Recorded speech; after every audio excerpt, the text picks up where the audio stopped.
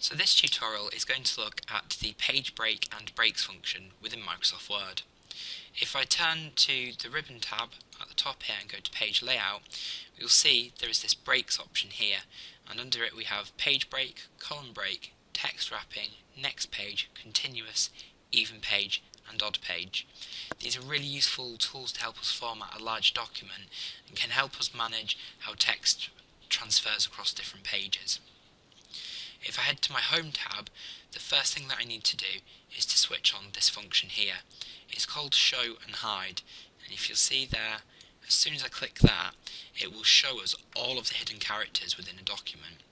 If I zoom in here, you'll see things like spaces and paragraph returns are now demonstrated to us with these icons, so we can see all of the document formatting that is usually hidden to us in the processing of a normal document. However, it's really important we have this function switched on so that we can see certain things that we're going to be looking at. If I head to the page layout dialog, you'll see this is where we'll find the breaks tab I was just talking about. One of the most useful breaks that you'll find is the page break. If I insert a page break here, for example, by clicking on breaks and then page, it will break the document at that line there, and we can only see that because we have show and hide selected. So if I turn that off, you can see this character is no longer visible to us. I'm going to turn this back on just so that I can see what we're working with. The advantage of this is anything after this line will automatically appear on the next text. So if you want chapters to start on new paragraphs, on new pages, this is how we need to do it. This is much better than manually doing it, for example, by continually pressing the return key. Because with this way of doing it, if I do more typing, you'll see it does not affect the text on the next page. So if I zoom out here, I can type as much as I want on this page and it will not affect this page until I reach the bottom, at which point the page break appears on the next page and everything after it is once again forced to the bottom. So if I clear all of these extra returns out. So it's a great way for us to end our chapters and to start a new page without affecting anything beneath it.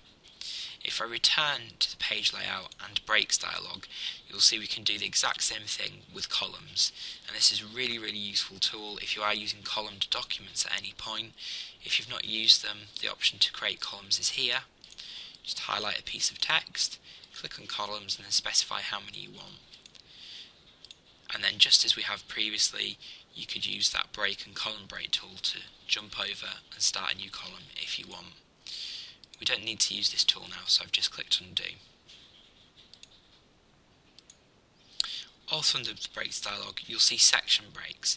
Now section breaks are very important because they enable us to not only divide the document, but once divided we can do different styles of formatting within any given section. So in this case I could use a section break next page. For example, I'll insert one here, and it will act very much like a page break in that it will start a new page. However, it has started a new section as well. So this is section 1 of my document, and this onwards is section 2. Just to demonstrate why this is useful, I'm going to insert another section break next page here, and you'll see this page is now a section in itself. The advantage of this is I can now do things to the formatting of this page, such as change its orientation, and it will only affect that one section. It does not affect the whole document. So this is particularly powerful when we have a thesis where we need to go into a landscape page where we might want to put a larger table or graph, something that wouldn't fit on a portrait page. Whenever you're doing anything like this, the most important thing is that you have section breaks before and after the change. If you don't have one before, it will apply it to the whole document before that page, and the same is true but in opposite if you do not have one after. If at any point we want to check what our sections are, all we need to do is to enter the header or footer of a document. We can do that by heading into the Insert ribbon here, and you'll see the header and footer options.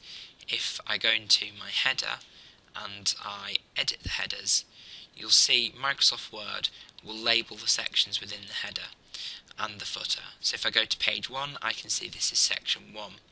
If I scroll down, I can see where I head into section 2, and if I continue, I can see where I head into section 3. This is a really important function to understand in Microsoft Word because it will help us with our page numbering, which we'll look at in the next video.